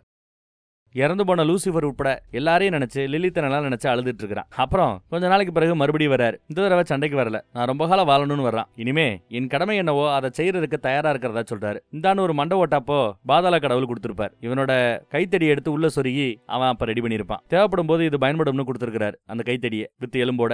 அப்படி அவர் கையால வாங்கின அந்த கைத்தடி அந்த மண்டை ஓட்டு எலும்பு கையில இருக்குது. அதை ஒன்னாக்கி ஒரே அழுத்தி மண்டை ஓட்டை வச்சுக்கிட்டு ஏதோ ஒரு மேஜிக்க போடுறாப்ல. மொத்த இருளையும் கூப்பிடுறாப்ல. பெரிய அட்டாக்கா பண்ண போறார் போல தெரியுது. ஒரு காலத்துல எனக்கு மரணம் வராதா அப்படின்னு எதிர்பார்த்துக்கிட்டு இருந்த சாத்தான் இப்போ மனிதர்களுக்கு மரணத்தை கொடுக்கறது தான் தன்னோட முதல் கடமைன்னு நினைச்சிட்டு இருக்கிறார். இப்ப கூட இருள் எல்லாம் கூப்பிட்டு ஏதோ பெருசா பண்ண போறாரு. பயங்கரமான ஒரு சத்தம் வருது அதுல இருந்து. இவன் ஏதோ பண்றான். அதை பார்த்து இடியின் கடவுள் ஜூஸே பயப்படுறாரு. எல்லாருமே பயப்படுறாங்க. ஏன்னா இவன் இப்ப பயன்படுத்துற இந்த டெக்னிக்கோட பேரு கேயாசாம். குழப்பத்தின் சக்தியை பயன்படுத்துறார். அந்த மைதானமே அதிர்ந்து பயங்கரமா புயல் வீசுது. மைதானத்துல ஒரு பெரிய ஓட்டையை விழுந்துருச்சு. ஆங்கர் மேல இருந்து வானத்துல இருந்து ட்ரோன் வழியா பாக்குறாரு. என்னாச்சுன்னு. ஏதோ ரத்தம் ஒழுகி இருக்குது. ஆனா யாருக்கும் தான் தெரியல. எஸ், வேற யாருக்கு? நம்ம டெஸ்லாவுக்கு தான். உடம்பு முழுக்க ரத்தம் ஒழுகுது. சரியான அட்டாக் அடிச்சார் போல. கூட இருந்த அந்த வல்கேரி சிஸ்டர் அவளுக்கெல்லாம் சரியான அடி. இடியின் கடவுள் ஜூஸ் கூட இத பத்தி கேள்விதான் பட்டிருக்கிறாரா. இன்னைக்கு தான் இந்த டெக்னிக்கை கேயாசின் சக்தியை பார்த்திருக்கிறார். ஒரு காலத்துல பெரிய பெரிய மான்ஸ்டர்ஸ் அழிக்கிறதுக்கு இவ அதை பயன்படுத்தி இருந்திருக்கான். அதை பயன்படுத்தி அந்த மான்ஸ்டர்ஸ் எல்லாம் பிடிச்சி ஜெயிலையும் அடைச்சிட்டு இருந்திருக்கான். அந்த சக்தியை தான் இப்ப பயன்படுத்தி இருக்கிறதா இடியின் கடவுள் ஜூஸ் சொல்றாரு. ஆனா இந்த மாதிரி சக்திகளை பயன்படுத்தும் போது அவன் உடம்புல மிகப்பெரிய பலவீனம் ஏற்படுமா. தன்னைத்தானே அது ரொம்பவே பாதிக்குமா. இவ்வளவு பெரிய தாக்குதல தாங்கியும் எப்பரா நீ டெஸ்லா நிக்கிறேன்னு ஆச்சரியப்பட்டு போறார். அவர் உடம்புலயும் கரண்ட் விட்டு அடிக்குது. இப்ப ஃபைனல் அட்டாக் பண்ண போறதா சாத்தான் சொல்றான். மனிதர்களுக்கு எண்டு காடே கிடையாதுறான்னு இவர் ஏதோ பண்ண போறார். அப்படி அவரோட பிளாஷ்பேக் ஸ்டோரியை காட்டுறாங்க. நம்ம டெஸ்லா சின்ன பிள்ளையா இருக்கச்ச குடும்பம் குட்டின்னு நல்லா தான் இருந்திருக்குது. ஆனா உனானா எங்கேயாவது ஓடி போயிருவான். கதவை தட்டுறான். டெஸ்லாவோட 5 வயசப்போ கதவை தட்டுறான். உள்ள இருக்கிறது யாருன்னா அண்ணன், டெஸ்லாவோட அண்ணன். அவரும் சின்ன சின்ன கண்டுபிடிப்புல கண்டுபிடிக்கிறவர். காற்றாலை எல்லாம் கண்டுபிடிக்கிறதுக்கு அப்பயே டெமோ ஒன்னு பண்ணி டேபிள் வச்சிருக்கா பாருங்க. காற்றாலைகளை பயன்படுத்தி ஏதோ ஒரு சக்தியை உருவாக்கலான்னு அவருக்கு தெரியும். அது கரண்ட் அவருக்கு தெரியல. ஒர்க் அவுட் ஆலையன்னு புலம்பிட்டு இருக்கிறார். அண்ணன் கொஞ்சம் பலவீனமான ஆளு. எதையும் ட்ரை பண்றதுக்கு முன்னாடியே அது தோத்து போயிட்டா, இது ஃபெயிலியர் ஆயிடுச்சுன்னு அப்படியே புலம்பிட்டு இருப்பான் போல. தும்புற்ற வகையில தம்பி சாத்தான் தான் நல்லபடியா பேசியிருப்பான். சாரி, டெஸ்லா நல்லபடியா பேசியிருப்பாப்ல. சாத்தாங்கிற நம்ம டெஸ்லா விண்டுமில்ல உருவாக்குறதுக்காக அண்ணன் ஏதோ ரெடி பண்ணி வச்சிருப்பான். நல்ல புயல் காத்து. அதை என்னன்னு செக் பண்றதுக்காக அண்ணன் போனவன் திரும்ப வரல. அதனால தம்பி தேடி போறான். அப்படி போய் பார்க்கையில அந்த காற்றாலைவன் உருவாக்குனது நொறுங்கி போய் கிடக்குது. அண்ணனோட டெட் பாடி பக்கத்துல பொசியும் போய் கிடக்குது. அண்ணன் இன்னும் சாகலன்னோ என்னோட சேர்ந்து வாழ்ந்துட்டு இருக்கிறதாவும் அவரோட கனவை நனவாக்க வேணும் தம்பி டெஸ்லா அப்போ வாக்கு கொடுத்திருப்பார் அங்க இருந்த பெரியவங்களுக்கு எல்லாம். அடுத்த கொஞ்ச நாள்ல அண்ணனோட ப்ளூ பிரிண்ட பயன்படுத்தி காற்றாலையை உருவாக்கி காட்டிட்டாரு டெஸ்லா. அப்புறம் ஒரு 6 வருஷத்துக்கு பிறகு அவர் உருவாக்கின காற்றாலையை வச்சு இன்னும் பெருசா பிரயோஜனம் எதுவும் நடக்கல. அதை அடிச்சு காலி பண்ணிடலாமான்னு எல்லாரும் யோசிச்சுட்டு இருக்கும்போது காத்தால சுத்த ஆரம்பிக்குது. 6 வருஷம் ஆச்சான் இந்த காற்றால சுத்த ஆரம்பிக்கிறதுக்கு. இறந்து போன அண்ணனே தன்னை பாராட்டுறாப்ல அவனுக்கு நினைப்பு. அண்ணன் தம்பி 2 பேரும் சயின்டிஸ்டுங்க. சயின்ஸை அடுத்தடுத்த தலைமுறைக்கு கடத்துறது மூலமா நமக்கு மரணமே இல்ல அப்படின்னு அவங்களுக்குள்ள அப்போ செத்த பிறகு பேசிட்டு இருந்த சமயம். அதெல்லாம் அப்ப நினைச்சு பாக்குறாரு. அண்ணன் அங்க உட்கார்ந்து இருக்கிறான் கிரௌடுக்கு மத்தியில. உன்னால முடியும் தம்பி அப்படின்னு கத்துறான் டெஸ்லாவை பார்த்து. மேட்சை பாக்குறதுக்காக இறந்து போனவங்க எல்லாம் கூட்டு வந்திருக்காங்க. மக்கள் எல்லாம் கத்துறாங்க, டெஸ்லா கமான் கீப் கோயிங் அப்படின்னு கத்துறாங்க. கூடவே நம்ம சகோதரி இருக்கிறாளே, நீங்க தயார்னா நானும் தயார் அப்படின்னு. மறுபடியும் அந்த கரண்ட் ஜெயில ஃபார்ம் பண்ணி படு வேகமா மூவ் பண்ணி பின்னாடி வந்து ஒரு அட்டாக் பண்ண போத்தா அவன் தடுத்துறான். மறுபடியும் அவர் அட்டாக் பண்ண முயற்சி பண்றாரு. மூவ்மெண்ட் எல்லாம் படு வேகமா இருக்குது. மறுபடியும் கேயா சக்தியை பயன்படுத்த வேண்டியதானே இங்க கடவுள் எல்லாம் புலம்பிட்டு இருக்காங்க. ஆனா கேயா சக்தியை திரும்ப பயன்படுத்துற அளவுக்கு அவங்க கிட்ட உடம்புல பலம் இல்ல அப்படிங்கிறாரு இடியின் கடவுள் ஜூஸ். அதே சமயம் டெஸ்லா தன் தாக்குதல தொடர்ந்து நடக்க ஆரம்பிச்சிட்டார். ஆனா இந்த தடவை டெலிபோர்ட் சக்தியை அவர் பயன்படுத்தினார்னா அதை சைத்தானால டேக்கிள் பண்ண முடியுமா? ஒரு தடவை பார்த்துட்டாருன்னா அது முடியுமா? அதே மாதிரிதான் சாத்தான் அங்க சமாளிச்சிட்டு இருக்கான். நீ வைப்ரேஷன் சக்தியை பயன்படுத்தி என்ன அட்டாக் பண்ண பாக்குற, உன் உடம்புல இருந்து ரத்தம் தெரிக்குது பாருங்கிறாரு டெஸ்லா. அதை கூட கேட்காம திடீர்னு வந்து ஒரு அட்டாக் பண்ண ஆரம்பிக்கிறான். ஒரு மிகப்பெரிய அட்டாக் தான் இது. இந்நேரத்துல செத்துறக்கூடாது, ஒரு உசுரை எடுத்துட்டு தான் சாகணும் அப்படின்னு புலம்பிட்டே அடிக்க போறான். டெஸ்லாவே மிரண்டு போய் பின்னாடி போயிட்டு இருக்காரு. அவனோட வைப்ரேஷன் பவர் பயங்கரமா இருக்குது. தாக்கு பிடிக்க முடியாம கஷ்டப்படுறாரு. அவர் உருவாக்கின அந்த ஜெயிலே வெடிச்சு சதுருது. என்னையா இருக்குன்னு பார்த்தா உடம்ப சுத்தி இருந்த கவசம் எல்லாம் இன்னும் கொஞ்சம் நொறுங்க ஆரம்பிக்குது. அவ்வளவுதான், எல்லாம் முடிஞ்சு போச்சு. டெஸ்லாவால இது செய்ய முடியாதுன்னு மக்கள் எல்லாம் புலம்பிட்டு இருக்கிற காலகட்டம். ஆனா சூப்பர் டெக்னிக்டா, சூப்பரா பண்ணடா அப்படின்னு கத்துறாரு, பாராட்டுறாரு. யார ஆப்போசிட்ல சண்டை போற சேத்தான. அவர் இந்த யுத்தத்தையே படிப்பதற்கான ஒரு களமா பாக்குறாரு. சந்தோஷப்படுறாரு, சிரிக்கிறாரு. இதெல்லாம் பார்த்து பயப்படுற மாதிரி தெரியல. கூட அந்த வல்கேரிய சகோதரியும் துணைக்கு இருக்கிறா. இப்ப நடந்த இந்த திறமையான சண்டையில தான் சாக போற தருவாயில கூட சந்தோஷமா சிரிச்சிட்டு டெக்னிக் நல்லா இருக்கேன்னு பாராட்டின ஒரு மனுஷனை பார்த்து மனிதர்கள் எல்லாம் ஆச்சரியப்பட்டு போறாங்க. இப்போ ஒரு ஃபைனல் அட்டாக் கொடுக்கறதுக்கு டெஸ்லா தயாராயிட்டார். ஓங்கி வந்து ஒரு இடி. அவன் குறுக்கால ஏதோ பவரை கொடுத்து கவசத்தை இது பண்றான். ஆனா அதே சமயம் இன்னொரு கையால ஓங்கி ஒரு குத்து. விடாம குத்த போறேன் அப்படிங்கிறாரு டெஸ்லா. பயங்கரமான ஒரு தாக்குதலை கொடுக்கிறார். சாத்தானால சமாளிக்க முடியாம ஏதோ டிஃபென்ஸ் பண்ணிக்கிட்டு இருக்கிறாப்ல. அவரு விடாம குத்துன்னு டெஸ்லா குத்திக்கிட்டே இருக்கிறதும், இந்த பக்கம் அதை தொடர்ந்து டேக்கிள் பண்ணிட்டு தடுத்துக்கிட்டே சாத்தான் இருக்கிறதும் பாக்குறதுக்கு கண்கொள்ளா காட்சியாக இருக்கிறது. சயின்ஸா இல்ல சாத்தானா, ரெண்டு பேர்ல யார் ஜெயிக்க போறா? ரெண்டு பேருக்கும் சரிக்கு சமமான சண்டை. தான் உடம்பு பலவீனத்தை பத்தி எல்லாம் பொருட்படுத்தாம கவசத்தை போட்டு டேக்கிள் பண்ணிட்டே இருக்கிறான் சாத்தான். இவர் எதை பத்தி யோசிக்காம தொடர்ந்து அட்டாக் பண்ணிட்டே இருக்கிறார். ஆனா திடீர்னு அவருக்கு வாய் வழியா ரத்தம் வருது. ஏன்னா ஒவ்வொரு தடவையும் அவன் டேக்கிள் பண்றதுக்கு வைப்ரேஷனை பயன்படுத்துறானா, ஒவ்வொரு முறையும் அது தெரியாம ஒரு குத்தம் முயற்சி பண்ணும்போது அவருக்கும் தெரியாம ஒரு உடம்புக்குள்ள வைப்ரேஷன் ஏறி இருக்குது. அதான் உள்ள இருந்து ரத்தம் கசிஞ்சு இவர் வாந்தி எடுத்துட்டு இருக்கிற போல தெரியுது. அடுத்து ஒரு பவர்ஃபுல்லான அட்டாக்கை கொடுக்குறாரு டெஸ்லா. ரொம்ப பவர்ஃபுல்லான ஒரு அட்டாக். ஆனா அதை கூட தான் தடுத்துறான். அதுல இவரோட கை ஒண்ணு போச்சு, அவனோட கை தடி ஒண்ணு போயிடுச்சு. ரெண்டு பேருக்குமே சேதாரம். நெஞ்ச பார்த்து இவன் குத்துனதுல நெஞ்சோட பின்பக்க வரைக்கும் பவர் போயிருக்குது. இந்த பக்கம் இடியின் கடவுள் ஜூஸோ அவன் மட்டும் இல்லைன்னா இந்த இடத்துல வேற யாரா நம்ம இருந்திருந்தோம் இந்த தாக்குதெல்லாம் சமாளிச்சிருக்க முடியாது. ஏதோ அவன்றதுனால தப்பிச்சிட்டதா இடியின் கடவுள் ஜூஸ் சொல்லிட்டு இருக்கிறார். உடம்பெல்லாம் தெரிச்சு கூட இருந்த சிஸ்டரோட சேர்த்து டெஸ்லாவும் இறந்து போறார், தொத்து போறார். சோ இதுவரை நடந்த 8 போட்டியில மனிதர்கள் 4 கடவுள்கள் 4ன்னு சரிக்கு சமமா இருக்கிறாங்க. அப்புறம் ப்ரூ அக்கா வேற ஏதோ கதவை திறந்துகிட்டு வரா. நல்லா சண்டை போட்டாங்க, இருந்தாலும் தொத்துட்டாங்கன்னு சொல்லி அழுதுகிட்டு இருக்கா. அழுவாதம்மா அழுவாதன்னு புத்தரை அட்வைஸ் போட்டுட்டு இருக்காரு. லாலிபாப் சாப்பிட்டுட்டு மறுபடியும் ஹாஸ்பிட்டல் இருந்து ஓடியாந்துட்டியான்னு சத்தம் போடுறா. மேட்டரை கேள்விப்பட்டேன், அதான் நானே நேர்ல பாக்கணும்னு வந்துட்டதா புத்தர் சொல்றாரு. உன் காதலனா களத்துல இருக்க வேண்டிய நேரம் வந்துருச்சு. ரொம்ப காலமா அந்த பாதாள சிறைச்சாலையில ஜெயில இருக்கிறான்ல, அவனை இறக்கு அப்படின்னு சொல்லும்போது முடியாதுங்கிறா. அவன் என்னோட எக்ஸ் பாய் ஃப்ரெண்ட் கிடையாது அப்படின்னு சொல்றா. என்ன இப்படி சொல்லிட்டாலேன்னு புத்தர் ஆச்சரியமா பாக்குறாரு. இப்போ பாதாள லோகத்துல இருக்கிற அந்த சிறைச்சாலை பக்கம் போறோம். கீழே ஒரு பெரிய ஓட்டை. அந்த ஓட்டைக்குள்ள பல கிலோமீட்டர் தூரம் கீழே இறங்கி வந்துகிட்டே இருந்தா அந்த சிறைச்சாலையோட கதவு. தார்டாரஸ் அந்த சிறைச்சாலையோட பேரு. காவல் எல்லாம் கெடுபடியா இருக்குது. நிறைய அரக்கர்களை ஜெயண்ட்டுகளை உள்ள அடைச்சு வச்சிருக்காங்க. அங்க காவலாளி வேலை பாக்குறவங்க கூட சாத்தான் ஜெயிச்சு நினைச்சு சந்தோஷமா பேசிட்டு போய்கிட்டு இருக்காங்க. எது 4 ஜெயிச்சு 4 தோத்துட்டாங்களா? மேட்ச் டைல தான் இருக்குதா அப்படின்னு உள்ள உட்காந்துட்டு இருக்கவன் கேக்குறான். இவரு பாதி கடவுள் பாதி மனுஷனா வித்தியாசமா கட்டி போட்டு வச்சிருக்காங்க. இவர் கூட பேசுறதே தடை செய்யப்பட்டிருக்கிறதா. வா போலான்னு அவங்க 2 பேரும் அங்க வந்து ஓடிடுறாங்க. எப்படி கட்டி போட்டு வச்சிருக்காங்கன்னு பாருங்க. சீஜ் ஃப்ரைட் இவரோட பேரு. நம்ம ப்ளூ அக்காவோட காதலனா இருப்பானோ அப்படின்னு நமக்கு கேள்வி எழும். இந்த பக்கம் போர்க்கடவுள் ஒரு மாதிரி குழப்பத்துல இவங்களோட வந்துட்டு இருக்கிறார். போய் இவனா எனக்கு இவனை பிடிக்கவே பிடிக்காதுன்னு புலம்பிட்டு இருக்கிறார். அப்பேற்பட்ட ஒருத்தரை தான் அடுத்த சண்டையில இறக்க போறாரு போல இடியின் கடவுள் ஜூஸ். பார்த்தா பெண்களுக்கு மத்தியில ஜம்முன்னு ஒருத்தன் குளிச்சிட்டு இருக்கான். சொர்க்கம் நல்லா இருக்குன்னு ஜாலியா இருக்கிறான். இவனா அதுன்னு போர்க்கடவுள் கோவத்துல கொப்பளிக்கிறார். இந்நேரத்துல இவனுக்கு சுகம் வேண்டி கிடக்குதா சுகம் அப்படின்னு கத்துறாப்ல. இந்த கடவுளோட பேரு அப்பல்லோங்கிறது சூரிய கடவுளை தானே அப்பல்லோன்னு சொல்லுவாங்க. இவர் இப்ப சண்டையில இறங்க போறாரு போல தெரியுது. அடுத்து ரொம்ப நாளைக்கு பிறகு என்ன பார்க்க வந்திருக்கீங்களேன்னு கட்டிப்பிடிக்க வர்றாரு சூரிய கடவுள். விலைப்போ அப்படிங்கிறாரு போர்க்கடவுள். விலைக்கடான்னு அடிக்க போகையில அவர் திரும்பிக்க தண்ணிக்குள்ள போய் பொத்துன்னு விழுந்துடுறாரு போர்க்கடவுள். அதை பார்த்து சூரிய கடவுள் சிரிக்கிறான். அடுத்த ரவுண்டு நீதானப்பா, நடந்த 8 போட்டிகள்ல 4க்கு 4 நம்ம சரிக்கு சமமா இருக்கிறோம், பாப்பா சண்டை போடலாம் அப்படின்னு கூப்பிடுறாப்ல. அந்த போட்டிகள் எல்லாம் பார்க்க முடியலையேன்னு சூரிய கடவுள் வருத்தப்படுறாரு. மரணத்தை இவர் அழகுன்னு வர்ணிக்கக்கூடியவரா சூரிய கடவுள். தலைமுடி அவுத்து விட்டா கூந்தல் மாதிரி அப்படியே கீழே தொங்குது. யாருக்கு? சூரிய கடவுளுக்கு. இந்த அம்மா யார களத்துல இறக்கிறதுக்காக வந்திருக்குன்னு தெரியல. பெரிய காவலாளிகள் கதவை திறக்கிறாங்க. ஒரு மிகப்பெரிய புரட்சிக்காரனா பாக்குறதுக்கு போறாங்களாம். பல அரசுகள் வாழ்ந்திருக்கு, வீழ்ந்திருக்கு. அதுல முக்கியமா வீரர்களை சொல்றாந்தா ஸ்பார்டன்ஸ், பருத்தி வீரர்களை சொல்லலாம். பருத்தி வீரர்களோட தலைவர் லியோனடைஸ், அவரை தான் போட்டியில பங்கெடுக்கிறதுக்காக கூப்பிட வந்திருக்கிறார். பருத்தி வீரர்களோட தலைவனை முடியாதுன்ட்டாரு டப்புன்னு. எதர் முதல் போட்டியில சண்டை போடுவேன், இல்ல கடைசி போட்டியில சண்டை போடுவேன், நடுவுல சண்டை போட மாட்டேன் டாப்ல. இல்லப்பா, அது எல்லாத்தையும் விட இந்த 9வது ரவுண்டு ரொம்ப முக்கியம். அப்பேற்பட்ட ஒருத்தர் சண்டைக்கு வராரு, அவரை எதிர்க்கிறதுக்கு ஒரு அருமையான வாய்ப்புன்னு சொன்னதும் அவர் யோசிக்க ஆரம்பிக்கிறார். சூரிய கடவுளை எதிர்த்து சண்டை போட போறேன்னு சொன்னதுமே அந்தாளா அப்படின்னு இவனுக்கு கோபம் கொப்பளிக்குது. ஆமா அவரே தான் அப்படின்னு சொன்னதும் அவன் மூஞ்சில 4 கோடு போறதுக்கு தாராளமா நான் வர தயாரா இருக்கிறதா சொல்றாரு லியோனடஸ். பருத்தி வீரன் அப்பலோட சண்டை போறதுக்கு தயாராயிட்டதா சட்டையை தூக்கி வீசிறார். பல்கேரிய சகோதரிகள்ல 5வது சகோதரி இவனுக்கு உதவி பண்ண தயாரா இருக்கிறா. ஆனா 2 பேருக்கும் செட் ஆக மாட்டேங்குது. 2 பேரும் முறைச்சுக்கிறாங்க. இவங்க 2 பேரும் சண்டை ஓடுறாங்க. 2 பேரும் ஒருத்தர் அசிங்கப்படுத்தி ஓரா பேசிக்கிறாங்க. அதே சமயம் அங்க மைதானத்துல 9வது ரவுண்டோட அறிமுகம் ஆரம்பமாகிறது. மனிதலோகத்திலேயே இருந்த வரலாற்றிலேயே மிகவும் சக்தி வாய்ந்த பருத்தி வீரர்களோட மன்னரா இருந்தவர், பருத்தி வீரர்களோட வெறும் 300 பேரோட மிகப்பெரிய புரட்சியை பண்ணவர் லியோனடேஸ் வருகிறார் அப்படின்னு அறிவிக்கிறாங்க. வெறும் 300 பேரை கொண்டு 3 லட்சம் பேர் கொண்ட பர்ஷிய படைகளை காலி பண்ணவர் நமது பருத்தி வீரன் வருகிறான் வருகிறான் வருகிறான் அனௌன்ஸ்மெண்ட். இதோ வந்து விட்டார் லியோனடேஸ் அப்படின்றாங்க. எல்லாம் பயங்கரமா கத்துறாங்க, ஆர்ப்பரிக்கிறாங்க. அந்த பக்கம் சூரிய கடவுள் வர ஆரம்பிச்சார் போல. அவர் வந்தது பயங்கரமான வெளிச்சம் கண்ணை பறிக்கிறாப்ல போய்கிட்டு இருக்குது. அப்பல்லோ தால பார்த்ததுமே பொண்ணுங்கெல்லாம் அப்படியே விழுகுறாங்கப்பா. அவ்வளவு பெரிய மன்மதன் அவரு.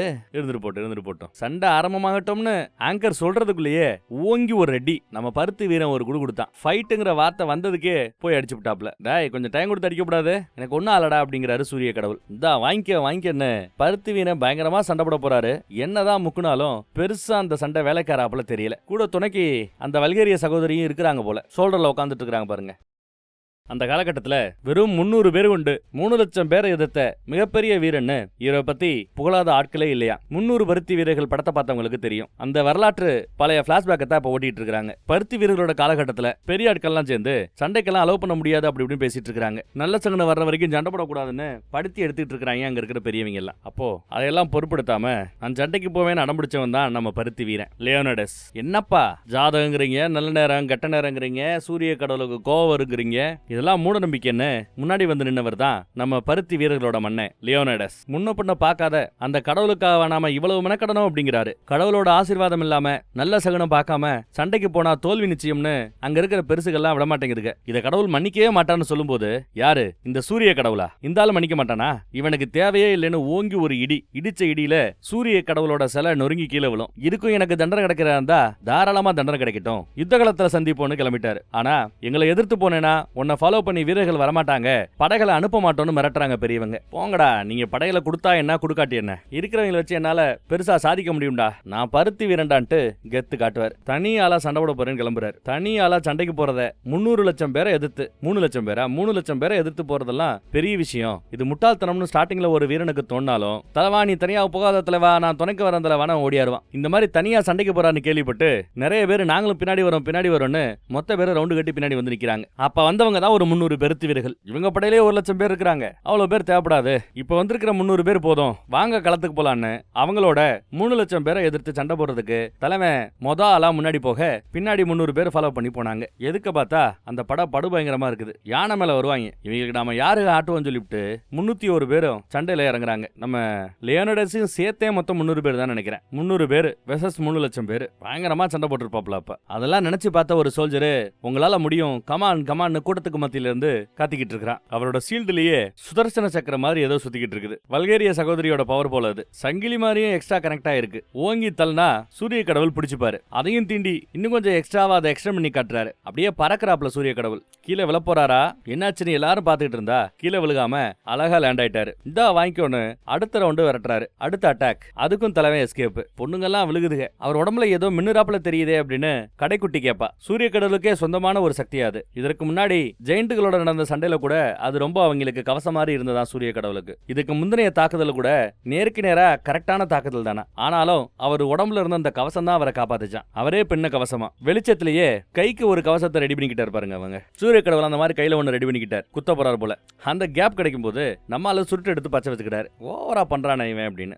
வாங்கிக்கன்னு ஷீல்டை வச்சு ஏதோ பண்றாப்ல. பல ஷீல்டுகள் பல பக்கம் வந்து அட்டாக் பண்றாப்ல. அதுகிட்ட இருந்தும் ஒவ்வொரு முறையும் அப்பல்லோ எஸ்கேப் ஆயிட்டே இருக்கிறார். எத்தனை தடவை அட்டாக் பண்ணாலும் எஸ்கேப் ஆயிட்டே இருக்கிறான் சூரிய கடவுள். இங்க கடவுள்களே பருத்தி வீரங்க எல்லாம் சுத்த வீரங்க தான்ப்பா அப்படின்னு பேசிட்டு இருக்காங்க. கடைசியில பக்கத்துல வந்து சூரிய கடவுள் ஓங்கி ஒரு எத்து விட்டார். சாரி குத்து விட்டார். பதிலுக்கு நம்மால் எத்துவான். அதுலயும் சூரிய கடவுள் எஸ்கேப். என் கோவத்துக்கு ஆளாயிட்டடான்னு மறுபடியும் குத்த ஆரம்பிக்கிறார். ஆனா ஒவ்வொரு தடவையும் மிஸ் ஆகி பருத்தி வீரனுக்கு தான் மூஞ்சில குத்து விழுந்துகிட்டே இருக்குது. நெஞ்சில ஒரு குத்து, மூஞ்சில கண்ணா பின்னான்னு குத்து. படு வேகமா இருக்கிறார் சூரிய கடவுள். சும்மா ஓடி ஓடி சண்டை போட்டுட்டு இருந்தா எப்படி? நேருக்கு நேரா சண்டை போடுங்கன்னு மக்களுக்கு மத்தியில பேசுறதை கேட்டுட்டு சூரிய கடவுள் அவரே 2 கோடு போட்டுட்டு இந்த கோட்டுக்குள்ளதான் நான் சண்டை போடுவேன்னு ஓடி ஒழிய மாட்டேன்னு சொல்றாரு.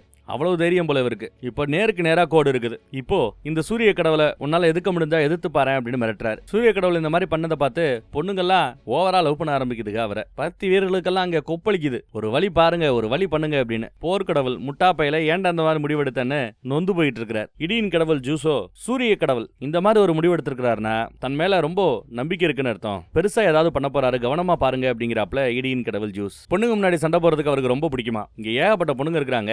அவங்க முன்னாடி கெத்து காட்டுறதுக்காக நல்லா சண்டை போடுவான்னு நம்பிக்கிட்டு இருக்காரு இடியின் கடவுள் ஜூஸ். இங்க கடைக்குட்டி கத்துறா. கூட இருக்கிற சிஸ்டர் இறந்துருவாளோ அப்படின்னு கத்திக்கிட்டு இருக்கிறா கடைக்குட்டி. ஆனா மறுபடியும் நம்ம பைய சுருட்ட பத்த வைக்க இந்த சூரிய கடவுள் ஓவரா பண்றான். ஒரு வழி பண்ணணும்னு அக்கா கோவப்பட்டுக்கிட்டு இருக்கிறா. இவன் கூடயே இருக்கிற அக்கா நான் தயார்னு சொன்னதும் வாங்க ஒரு கை பாப்பனும் 2 பேரும் சேர்ந்து வராங்க. ஷீல்டு இப்போ எந்த மாதிரி மாறுதுன்னு பாருங்க. ஒரு பக்கம் ஷீல்டு, இன்னொரு பக்கம் கதாயுதம். இப்போ 2 கோட்டுக்கு மத்தியில 2 பேரும் சண்டை போட போறாங்க. கமான் மண்ணான்னு இந்த பக்கம் எல்லாம் கத்திட்டு இருக்காங்க வீரங்க. கதாயுதத்தை சுழட்டினதுல எவ்வளவு பெரிய பல்ல விழுகுது பாருங்க. சூறாவளியே பறக்குது. ஆனாலும் சூரிய கடவுள் அதுலயே எஸ்கேப் ஆறார். குத்துன்னு குத்துறாப்ல. கைய கட்டி போட்டாப்ல. சூரிய நூலால அவரோட கைய கட்டி போட்டார். இழுத்து மறுபடியும் மூஞ்சில ஓங்கி ஒரு குத்து. உன் வீரத்தின் மேல உனக்கு ரொம்ப ஆனவன்டா, இந்தா வாங்கிக்கடான்னு அடுத்த ஒரு குத்து. பயங்கர வெளிச்சமா ஒரு குத்து. மூஞ்சி ஃபுல்லா ரத்தம். அவ்வளவுதான் முடிஞ்சு போச்சுன்னு கடைக்குட்டி விழுந்துட்டா. பருத்தி வீரர்களை பொறுத்தளவுல முடிஞ்சிருச்சுங்கிற வார்த்தையே கிடையாது. அவங்க தலை வணங்கவும் மாட்டாங்க, தலை குனியவும் மாட்டாங்க. இதோ பார் அப்படின்னு சொல்லி முடிக்கல. அதுக்குள்ள தன் தலையால இவர் நெத்தியில ஓங்கி ஒரு முட்டு. மூக்கு வழியா ரத்தம் வந்துருச்சு சூரிய கடவுளுக்கு. அடுத்து ஓங்கி குதாயுதத்தால ஒரு அடி. தலைவன் 100 அடி பறந்து போயிட்டார். கிடைச்ச கேப்ல மறுபடியும் சுருட்டு எடுத்து அடிக்க ஆரம்பிச்சிட்டார். சூரிய கடவுள் மண்ணை கவ்வி கீழே விழுந்துட்டார். மீசையில மண்ணு ஒட்டிடுச்சு. பொண்ணுங்கெல்லாம் ஆச்சரியமா பாக்குறாங்க. ஐயோ அவருக்கு என்னாச்சுன்னு ஆங்கர் கத்துறாப்ல. சூரிய கடவுளை மண்ணை கவ்வி கீழே விழுந்துட்டாரே அப்படின்னு. ஸ்பாட்டான்னு மக்கள் எல்லாம் கத்துறாங்க. வீரங்க எல்லாம் கத்துறாங்க. வீரன்னா இப்படி இருக்கிறோம்டான்னு அவங்களுக்குள்ள பேச்சு வேற. சூப்பர் அப்படின்னு ப்ரூ அக்கா சந்தோஷப்படுறா. மித்த அக்காக்களுக்குமே சந்தோஷம் தான். உண்மையிலேயே பருத்தி வீரர்கள் பெரிய ஆட்கள் தான் போல அப்படின்னு இங்க எல்லாம் பேச்சு. பருத்தி வீரர் கூட நிக்கிற அக்கா எங்கெல்லாம் 5வது அக்கா. ரொம்ப திறமசாலி, ரொம்ப கோகாரி. அவ கெத்து காட்டவா பாருங்கன்னு கத்திட்டு இருக்கா. சூரிய கடவுளோட கைகளை செய்யறத கவனிக்கலாம். சூரிய இன்னும் அஸ்தமனம் ஆகல. மறுபடியும் எழுகிறார் சூரியன் அப்படின்னு கத்துறாரு ஆங்கர். மூஞ்சி ஃபுல்லா ரத்தம். உடம்பெல்லாம் துடிக்க எந்திரிக்க முயற்சி பண்றாரு. முடியல. பொண்ணுங்கெல்லாம் ஐயோன்னு கதறதுங்க. மறுபடியும் எந்திரிச்சு நிக்கிறார் சூரிய கடவுள். மனிதர்கள்லாம் உங்க இடம் தெரிஞ்சு நடந்துக்கணும்னு எப்பயோ அவர் சொன்னதை தான் அவரோட சிலைக்கடியில நிறைய இடத்துல பொறிச்சிருப்பாங்களாம். மனிதர்கள்லாம் காலில் விழுந்து கிடக்கணும் எதிர்பார்ப்பாப்லையும் அதே தான் நடந்துட்டு இருந்ததான். அப்பதான் ஒரு கிராமத்துல ஒரு அரக்கை சேட்டை பண்ணி இருக்கிறான். போர்க்கடவுள் ஏரிஸோட படைகள் அந்த அரக்கனை அழிக்க வந்து அடி வாங்கி கிடக்குறாங்க. மனிதர்களை பயமுடுத்திட்டே இருக்கிறான் அவன். யாராவது போர்க்கடவுளோட வீரர்களையே அடிச்சதுன்னு அந்த அரக்கனை பாக்குறதுக்காக சூரிய கடவுள் அப்ப வராராம். என்ன மாதிரி ஒரு சாதாரண அரக்கன் அடிக்கிறதுக்கு உன்ன மாதிரி ஒரு பெரிய கடவுள் வரணுமா? சரி வான்னு அவரையும் அடிக்க போகும்போது ஒரே குத்து. பல அடி பின்னாடி வந்து விழுகிறார். இவர் சிரிப்பாப்ல. என்ன ஒரே அடிக்கு விழுந்துட்ட அவ்வளவுதானா அப்படின்னு நக்கல் பண்ணுவாரு. உடனே இவருக்கு கோவம் வரும். திரும்ப எந்திரிக்க முயற்சி பண்ணா கூட முடியல. ஒரு அடியிலேயே எம்பிட்டு போறான்னு மறுபடியும் ஓரளவு கஷ்டப்பட்டு எந்திரிச்சு நிக்கிறாப்ல. மறுபடியும் சண்டை போடலாம் கூப்பிடும்போது இன்னும் கொஞ்சம் தேறிட்டு வா, நாளைக்கு சண்டை போடலான்னு அவரோட ரூம்லயே போய் படுத்துக்கிட்டாப்ல. அடுத்த நாள் சண்டைக்கு வந்தாலும் அடி, அதுக்கு அடுத்த நாள் சண்டைக்கு வந்தாலும் அடி. ஒவ்வொரு நாளும் திரும்ப வந்து அடி வாங்கிட்டே இருக்கிறாப்ல அந்த அரக்க. சொர்க்கத்திலையும் சரி, நரகத்திலையும் சரி, மனித லோகத்திலையும் சரி, எல்லா இடத்துலயும் என்ன கண்டால எல்லாரும் வெறுக்கிறாங்க. நீ ரொம்ப அழகா இருக்கிற, எல்லாரும் உன்னை பார்த்ததான் அப்படியே விழுகுதுக. ஆனா பிறப்பிலேயே நான் அகோரமா இருந்தவன். இனி நான் இழப்பதற்கு எதுவும் இல்லைன்னு எல்லாத்தையும் வீசி போட்டு மறுபடியும் சண்டைக்கு தயாராகிறார். அப்போ இல்லடா நீ எனக்கு அழகா தெரியறதா சூரிய கடவுள் சொல்லுவார். என்ன நக்கல் பண்றியான்னு அரக்கன் கேட்பான். இல்ல நக்கல்லாம் பண்ணல, உண்மையிலே நீ அழகுதான் அப்படிங்கிறாரு சூரிய கடவுள். வெளித்தோற்றம் முக்கியம் இல்ல, உள் தோற்றம் தான் முக்கியம். நீ இப்ப சண்டை போட்டுட்டு இருக்கிறது யார் கூட? சூரிய வெளிச்சத்து கூட. அது எவ்வளவு அழகு தெரியுமா அப்படின்னு ப்ராப்பசியின் கடவுள், பாக்ஸிங்கோட கடவுள், மருத்துவத்து கடவுள், பரிசுயின் கடவுள்னு பல பேர் உண்டு இவருக்கு. ஒவ்வொருத்தரும் அவங்க கிட்ட இருக்கிற பிளஸ் நினைச்சுதான் சந்தோஷப்படணும். முகத்தோற்றம் முக்கியமே இல்ல, அகத்தோற்றம் தான் முக்கியம் அப்படி அப்படின்னு அட்வைஸ் போட அரக்கனே அழுகுற ரேஞ்சுக்கு ஆகி போச்சு. மறுபடியும் வெக்கேஷன் என்ஜாய் பண்ண போறேன், பாய் பாய் அப்படின்ட்டு கிளம்பிட்டாப்ல. நான் தோக்கல எனக்கு சந்தோஷம் அப்படின்னு கத்துவாப்ல. ஆமா நீ தோக்கலதான், ஏன்னா யுத்தம் முடியலன்னு சொல்லிட்டு இவரும் கிளம்பிட்டாரு சூரிய கடவுளும். இதையெல்லாம் அங்க இருந்த குழந்தை கவனிக்கும், கிராமத்தாட்கள் கிட்ட சொல்லும். அப்புறம் அந்த அரக்கனும் குழந்தையும் மனுஷங்க எல்லாம் சேர்ந்துதான் சூரிய கடவுளை கடவுளாவே செலவு பண்ணி கும்பிட ஆரம்பிச்சாங்களா. இன்னும் அழகாக நான் என்ன வேணாலும் செய்வேன்னு மைதானத்துல சொல்றாரு சூரிய கடவுள். என்ன அடிச்சா பாரு ரத்த வர வரைக்கும், சூப்பரா இருந்துச்சுப்பா, அழகுப்பா அப்படின்னு பாராட்டுறாரு. இன்னும் பவர்ஃபுல்லா அடிச்சுப்பா வான்னு கூப்பிடுறாப்ல. இந்த தடவை சூரிய நூலை கை முழுக்க சாட்ட மாதிரி நூலாலேயே அவர் கைகளை விரல்களை கூட கவர் பண்றாப்ல ஒரு கவசத்தை ரெடி பண்ணிட்டார். கை கவசத்தை ரெடி பண்ணிட்டார். அதோட வெளிச்சம் பயங்கரமா இருக்குது, பிரகாசமா இருக்குது. அப்போ அவரோட நிழல்ல இருந்து பிரம்மாண்டமா ஒண்ணு எழுந்து நிக்கிறத கவனிக்கலாம். அவரோட சிலையே ஒண்ணு பிரம்மாண்டமா எழுந்து நிக்குது. என்னடா அதுன்னு யாருக்கும் தெரியல. அந்த சிலை கையிலையுமே நூலு அப்படியே ஒன்னு ஒன்னா பின்னப்படுது. ரெண்டு பேர் சேர்ந்து ஒரு அற்புதமான வில்ல உருவாக்குறாங்க. பழைய காலத்துல ஜெயண்ட் கடவுள்களையே, முதல் தலைமுறை கடவுள்களையே அழிப்பதற்கு பயன்படுத்தப்பட்ட வில்லா. ஒரு அம்பையும் எடுத்துக்கிட்டாரு. பிரம்மாஸ்திரம் அதை எடுத்து எரிய போறார். தடுக்கிறதுக்கு நம்மால் தயாராயிட்டான். அம்பு வருது, சவத்துல ஏதோ ஓட்ட போட்டிருக்கு. என்னையா இருக்குன்னு பார்த்தா குறியெல்லாம் தவறல, அவன் சோல்டர்ல ஓட்டையை போட்டு அங்கிட்டு போயிருக்கு. அது லைட்டோட வேகத்தை விட படு பயங்கரமான வேகமா. அதனாலதான் யாரும் அதை கவனிக்கல. உடம்புல ஓட்ட போட்டு சவத்துல ஓட்ட போற வரைக்கும் யாருமே கவனிக்கல அப்படின்னு கடவுள்கள் பேசிட்டு இருக்காங்க. இந்த அடி வாங்கினவன் திரும்ப உயிரோட இருக்கிறதுக்கு வாய்ப்பு இல்லைங்கிறாரு இடியின் கடவுள் ஜூஸ். வலிக்கவே இல்லை அப்படிங்கிறான் நம்ம போய். பாதுகாப்புக்காக உன் ஷீல்டுல நான் இன்னும் பவர்ஃபுல்லா உட்காந்துக்கிறேன்னு சிஸ்டர் போய் உட்காந்துக்கிறா. அடுத்த அம்பு வருது, கவசத்தை குறுக்க கொடுத்து தடுத்துக்கிட்டு இருக்கிறார். எவ்வளவு அம்பு வந்தாலும் தொடர்ந்து தடுத்துக்கிட்டு இருக்கிறார். ஆனா சீல்டுல பட்டு கண்ணா பின்னான்னு திரும்புது. மக்கள் எல்லாம் ஓடி ஒளிஞ்சிட்டு இருக்காங்க. விடாத அம்பு மலை பொழிஞ்சுக்கிட்டே இருக்கிறாப்ல. நம்ம ஆளும் தடுத்துக்கிட்டே இருக்கிறார். தயாராட்டாப்ல. நமக்கு பிளான் வேணுங்கிறா சிஸ்டர். நம்மளால அதை பார்க்க முடியுதோ முடியலையோ, அதெல்லாம் வெறும் அம்புகள் தான் அப்படிங்கிறான் அவன். இந்த ஃபைனல் அம்புன்னு ஃபைனலா ஒரு அம்பு விடுறாரு. பரவாயில்ல குத்துவாங்க ரெடின்னு நம்மால நெஞ்ச காட்டுவான். ஆனா வழக்கத்துக்கு மாறா அம்பு சூரிய கடவுளை குத்தி இருக்கு. எப்படி அவரையே குத்திக்கிச்சுன்னு நமக்கு ஒன்னும் பிடிபடல. ரத்தம் கொப்பளிக்க சூரிய கடவுள் அப்படியே மண்ண கவிக்கீழ விழுகிறார். சம்பவ இடத்திலேயே இறந்தும் போறார். என்னையா நடந்துச்சு ஒன்னும் புரியல இல்ல. இன்னும் கொஞ்ச நேரத்துல கிளைமேக்ஸே முடிவுக்கு வரப்போகுது. அப்ப நாம எல்லாத்தையும் புரிஞ்சுப்போம். ஆமா, இதோட ரெக்கார்ட் ஆஃப் ராக்னராக்ல 3வது சீசன் முடிவுக்கு வருகிறது. ஆங்கர் அரண்டு போய் பாக்குறாரு. என்னையாச்சுன்னு. என்ன இருக்குன்னா, தன் கவசத்தை முன்னாடி கொடுத்து அப்படி தூக்குனவர் நெஞ்ச காமிக்கிறதுக்கு முன்னாடி கவசத்தை காமிச்சிட்டு தான் அப்புறம் நெஞ்ச காமிச்சிருக்கிறார். ஆரவா பார்க்கவே முடியல. கரையான கோணத்துல காமிச்சதுனால என்னவோ அம்பு ரிவர்ஸ் ஆகி அப்பலோவையே குத்திடுச்சு, சூரிய கடவுளையே குத்திடுச்சு. ரத்த வெள்ளத்துல விழுந்து கிடக்கிறார் சூரிய கடவுள். பொண்ணுங்கெல்லாம் கத்துதுக ஐயோன்னு. தன் சொந்த அம்பாலேயே ரத்த வெள்ளத்துல கிடக்கிறாருன்னு ஆங்கர் கத்திட்டு இருக்கிறார். நான் கடவுளே அம்புட்டுதானா அப்படின்னு நம்ம பய கத்துறான். விரல் அசைவு தெரியுது. லைட்டா எந்திரிக்கிறாப்ல. அவர் சொந்த ரத்தத்திலேயே வலிக்கு மறுபடியும் கீழே விழுகிறார். மறுபடியும் எந்திரிச்சு நிக்க முயற்சி பண்றார். ஒரு வழியா எந்திரிச்சு நின்றுட்டாப்லங்க. நின்று சிரிக்கிறாப்ல. பரவாயில்லையே, என் அம்பை எனக்கு எதிராவே திருப்பி இருக்கிறல்ல, உன்னை கண்டாலே எனக்கு பிடிக்கலடான்னு சொல்லி சிரிக்கிறார். அவன் கையை காலு அப்படின்னு ஏகப்பட்ட இடத்துல அம்பு குத்தி இருக்கு. அவனும் பலவீனமா இருக்கிறான். அப்பல்லவும் பலவீனமா தான் இருக்கிறார் சூரிய கடவுளும். இந்த அளவுக்கு ஏப்பா கஷ்டப்பட்டு சண்டை போடுற? என் மேல பழிக்கு பழி வாங்குறதுக்காகத்தானா இல்ல மனிதர்களை காப்பாத்தணுங்கிற நோக்கத்துக்காகவா அப்படின்னு கேட்டா ரெண்டுமே இல்லைன்னு சொல்லிட்டு சுருட்ட பத்த வைக்கிறாரு அவரு லியோனடஸ்.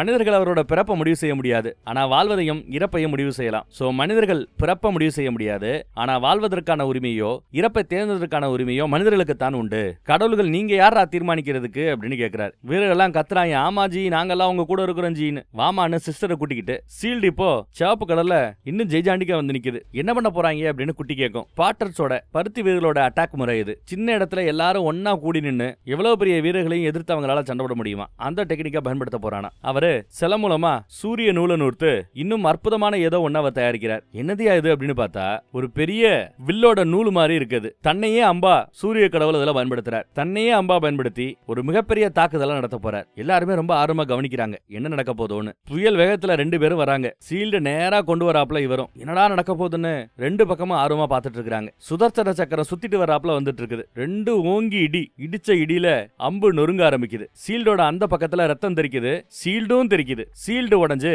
இவர் உடம்புல வீசின அந்த அடி அக்கா பின்னாடி போய் விழுந்துட்டா. ஆனா அந்த நிலைமையிலையும் மாட்டினே அடாம அவனே அப்படின்னு சூரிய கடவுள் மூஞ்சிலேயே ஓங்கி ஒரு இறக்கு. கீழே ஆல்ரெடி சூரிய கடவுள் ஓட்ட போட்டு விட்டாரு. என்ன நடக்குதுன்னு யாராலையும் கவனிக்கவே முடியல, கணிக்கவும் முடியல. என்ன நடக்குதுன்னு யாருக்கும் புரியவும் இல்ல. கொஞ்சம் லேட்டா தான் புரிய ஆரம்பிக்குது. லேனடஸோட உடம்பு கொஞ்சம் கொஞ்சமா நொறுங்க ஆரம்பிக்குது. உங்க வீரத்தை நினைச்சு பெருமையா இருக்குங்கிறாங்க பருத்தி வீரர்கள் எல்லாம். உடம்புல இருந்த அக்காவும் செத்துட்டா, இவனும் செத்துட்டான். விழுகிற தருவாயில நீங்க ரெண்டு பேருமே எவ்வளவு அழகு தெரியுமா, உங்கள் அழகு எனக்கே தெரியும்னு சொல்லி சூரிய கடவுளும் அனப்பா பிடிச்சுக்கிட்டாரு. இந்த போட்டியிலையும் கடைசியில ஜெயிச்சது ஒரு கடவுள் தான், சூரிய கடவுள் தான். உடனே பொண்ணுங்கெல்லாம் விழுக ஆரம்பிக்கிறாங்க. ஆனா அவரால் தெளிவா நிக்க கூட முடியல. இருந்தாலும் போட்டியில ஜெயிச்சது அவர் தான். உடம்புக்கு ஒன்னும் ஆபத்திலேயே அப்படின்னு கேக்குறாங்க பொண்ணுங்கெல்லாம். நல்லா தான் இருக்கிறதா சொல்றாரு. உங்களை மாதிரி வீரர்களோட சண்டை போட்டது எனக்கு சந்தோஷம்னு இறந்து போனவங்களோட ஆன்மாவை பத்தி பேசிட்டு இருக்கிறார். இந்த பக்கம் பார்த்தா ஒரு அரக்கன் கூட சண்டை போட்டாப்ல இல்ல, அந்த அரக்கன் மேட்சை பார்க்க முடியலன்னு கண்ணை மூடிக்கிட்டு இருப்பான். சூரிய கடவுள் உள்ள வரத பார்த்துட்டு கடவுளே அப்ப நீ ஜெயிச்சியா கடவுள் ஏன்னு ஓடியாராம். என்ன அழகான சண்டையை நீ பார்க்கலையான்னு கேட்டா நீங்க ஜெயிப்பீங்கன்னு எனக்கு தெரியும், அதான் பார்க்கல அப்படிங்கிறான். நீங்க ஜெயிக்க போறேன்னு தெரிஞ்ச பிறகு போர் அடிக்கும்ல அந்த மேட்சை பார்க்கறதுக்குங்கிறாப்ல அரக்கன். ஒரு சுத்தமான ஒரு சோலோட ஒரு ஆத்மாவோட நான் சண்டை போட்டேன், புளிச்சு எரிஞ்சிட்டா அப்படின்னு அப்படியே சாயிறாரு. உடனே உங்களை ஹாஸ்பிட்டலுக்கு கூட்டு போறேன்னு ஹாஸ்பிட்டலுக்கு தூக்கிட்டு ஓடுது அரக்கன். அந்த பக்கம் லியோனிடஸ் இறந்தவர் நினைச்சு பருத்தி வீரர்கள்லாம் கண்ணீரை வடிக்கிறாங்க. அவருக்கு என்ன நடந்ததோ அதுதான் நமக்கு நடக்கணும், அதுதான் நமக்கு பெருமைன்னு சொல்லி வீரர்கள் எல்லாம் மன்னர் வாழ்க மன்னர் வாழ்கன்னு கோஷம் போட்டுட்டு இருக்காங்க. அவங்களோட ஆத்மாவும் திரும்ப சொர்க்கத்துக்கே போகுது போல பிரியா விட கொடுக்க தயாராயிட்டாங்க. இந்த பக்கம் ப்ரூ அக்கா அடுத்த சண்டைக்கு யாரை இறக்கலான்னு தெரியாம குழப்பத்துல இருக்கிறா. கம்ப்யூட்டர்ல நோண்டி பார்த்துட்டு என்ன பண்றதுன்னு புரியாம டென்ஷன் ஆகிட்டு இருக்கா. அடுத்து யார் அனுப்பலான்னு பார்த்தா நான் வரட்டுமான ஒருத்தன் வந்து நிக்கிறான். கண்ணு மட்டும் தான் வெளியில தெரியுது, மத்த எல்லாத்தையும் முடி இருக்கிறான். மிகப்பெரிய வால் வீரனாக நீ போப்பா சண்டைக்குன்னு ப்ளூ அக்காவும் சொல்லிட்டா. இவன் பேரு ஒக்கீடா, லோக்கி மாதிரி ஓக்கி போல இவன் பேரு. இந்த பக்கம் புத்தாவும் ஓடினும் கவனிக்கிறாங்க. ஓடினோட பறவைகள் துரோகின்னு புத்தரை திட்டிக்கிட்டு இருக்குதுங்க. உன் கூட விளையாட நேரம் இல்லைன்னு ஓடின்னு ஓடிக்கிட்டு இருக்கிறார். ஜெயில ஒருத்தவன் கிடக்குறான்ல நம்ம ப்ரூ அக்காவோட லவர், அவரு ஓடினோட ஒரு பவர்ஃபுல்லான வாளையே திருடி இவரோட ஒரு பெரிய டிராகனையே வெட்டி கொண்டு இருக்கிறாப்லையாம். அதுக்கு தான் ஜெயில போட்டுருக்காங்க போல. வேற ஒரு மேட்டரையும் சொல்றாரு புத்தர். மனிதர்களோட இனத்தை ஜெயிக்க வைக்கிறது மட்டும் ப்ரூ அக்காவோட வேலை இல்ல, ஜெயில கிடக்கிற ப்ரூ அக்காவோட காதல சண்டைக்கு அவனை கூப்பிடுற பட்சத்துல ஜெயில விட்டு அவன் வெளியில வந்தாகலாம். அதுவும் அவங்க திட்டத்துல ஒன்னா இருக்குதோ என்னவோ. இதெல்லாம் கேட்டதும் காண்டாயி நீ ஓவரா ஆடுறான்னு சொல்லி இவரோட பவர்ஃபுல்லான வாளை வர வச்சு புத்தர் கூடயே சண்டைக்கு களத்துல இறங்குவாப்ல. அப்ப நம்ம சாத்தான் குறுக்கால வந்து கடலுக்குள்ள சண்டையா சமாதானம்ங்கிறாரு. சாத்தான் தான் இவங்க ரெண்டு பேருக்கு நடுவுல நடந்த அந்த சண்டையை நிப்பாட்டி இருக்கிறார். எப்பா ஓடினு உன்னோட கனவு என்ன, அந்த காஸ்மிக்க உருவாக்குறதானே இல்ல முதல் தலைமுறை கடவுள்களை மறுபடியும் இங்க கொண்டு வர்றதுதான் உன்னோட நோக்கம் தானே அப்படின்னு சாத்தான் கரெக்டா சொல்றாப்ல. எது முதலாம் தலைமுறை கடவுள்களை வெளியில கொண்டு வர போறானா ஓடின்னு. அதை கேட்ட புத்தருக்கு ஷாக், ஓடினோட ரெண்டு பறவைகளுக்கும் ஷாக், அங்க இருக்கிற அத்தனை பேருக்குமே ஷாக். ஆனா ஓடின் மட்டும் வில்லத்தனமா சிரிக்க அத்தோட இந்த 3வது சீசன் ஒரு முடிவுக்கு வருகிறது. எஸ், பல பேருக்கு பல நோக்கம் இருக்கிறது. வெளியில இருந்து பார்க்கும்போது தான் இது கடவுள்களுக்கும் மனிதர்களுக்குமான யுத்தம்னு மேலோட்டமா தெரியுது. ஆனா இதுல சில உள்நோக்கங்களும் இருக்கிறது. நம்ம ப்ரூ அக்காக்கு என்னன்னா தான் காதலன் ஜெயில கிடக்குறான், அவன் சண்டைக்கு கூப்பிடும் போது வெளியில வர வாய்ப்பு இருக்குது இல்லையா, அது ஒரு நோக்கமாக இருக்கலாம். கன்ஃபார்மா சொல்லல. அதே மாதிரி இந்த பக்கத்துல நம்ம ஓடின் இந்த சண்டையில கடவுள்களை ஜெயிக்க வைக்கிறதுக்கு முதல் தலைமுறை கடவுள்களான ராட்சச கடவுள்கள் அவங்கள கூப்பிடலாம்னு இவனுக்கு ஒரு எண்ணம் இருக்குது. மேலோட்டமா சண்டையில ஜெயிக்கிறதுக்காக தான் அப்படின்றாப்ல கூப்பிட்டு வந்துட்டு அவங்கள வச்சு பெருசா ஏதோ பண்றதுக்கு ஓடின் பிளான் பண்றான். ஓடினோட திட்டம் ஜெயிக்குமா அப்படிங்கிற கேள்வியோடய இந்த சீசனை இங்க முடிச்சுக்கிறோம். அடுத்த சீசன் கடைசி சீசன், அதுக்கு பிறகு சீசன் கிடையாது. அந்த 4வது கடைசி சீசன்ல மறுபடியும் சந்திப்போம். மேபி அடுத்த வருஷம் ரிலீஸ் பண்ணுவாங்கன்னு நினைக்கிறேன். வந்தா பேசுவோம். தேங்க்யூ. நம்ம வாட்ஸ்அப் குரூப்போட லிங்க் கீழே இருக்குது. இப்போ நம்ம பேசும்போது கூட என் ஸ்கிரீன்ல லிங்க் கொடுக்க சொல்றேன். குரூப்ல ஜாயின் பண்ணிக்கங்க. அடிக்கடி அப்டேட்ஸ் கொடுக்கப்படும். ஒரு குரூப் கால் கூட போட்டு என்னைக்காவது ஒரு நாள் நம்ம எல்லாரும் சேர்ந்து பேசுறதுக்கும் வாய்ப்பு இருக்குது. பார்க்கலாம். தேங்க்யூ.